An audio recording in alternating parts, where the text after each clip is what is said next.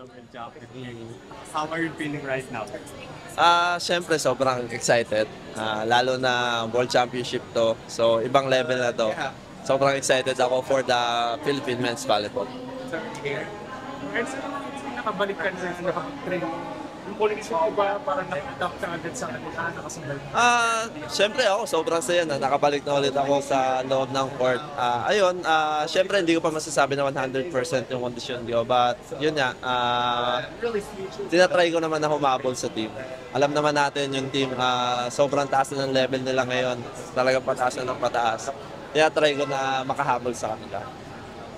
You talk about ng training na sa Europe, gano'ng malaki bagay lang yung makakarap ko yung mas malalakas ng mas Actually, yung training camp namin, sobrang laking bagay na na-experience namin yung mga malalaking kalaban. Kasi yun nga, parang nangyari, napapaghandaan namin yung mga kalaban namin sa pool namin sa World Championship. So, yun, maganda experience and marami kami natutunan.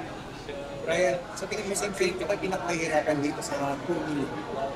Actually, lahat naman sila, alam naman natin na sobrang taas ng level. Pero feeling ko, siyempre Iran. Iran talaga, sobrang taas ng level talaga ng Iran. Pero masabi ko lahat mahirap, pero tatry namin yung best namin na makapag-perform kami ng best. Brian, siguro ano lang masasabi mo kasi dati hinahanap ko lang isupport na player sa'yo. Hindi ka tuloy-tuloy lahat nakatingin na rin sa'yo since you've worked with natin. Sorry, Ano lang masasabi mo sa support ka na bumubuo sa men's volleyball ngayon na dati hinahanap-hanap sila ngayon?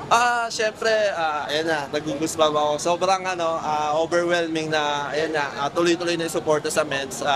Sana magtuloy-tuloy ito na yung simula. Kasi, siyempre, kaming mga national team, nandito naman kami upang mag-perform, pakita sa Pilipinas na kaya din namin mag-perform sa World Championship. Ayun. Anong plano na? How do you plan on using yung underdog mentality heading to the World Championship? Kami naman, magpe-perform lang kami, papakita lang namin kung ano yung mga natutunan namin sa mga coaches namin, and papakita namin na may chance na makapag-compete ang Philippine Men's Volleyball sa world stage. And kumbaga, sabi nga, ito yung start na para mas makilala ang Philippine Men's Volleyball. We're going to talk about the mentality level ng mga tanay na kasama ng Philippines. Actually, nung first training ko sa kanila, sobrang nagulat ako. Sobrang taas ng improvement na nakita ko sa kanila. Parang hindi nga sila mga bata eh.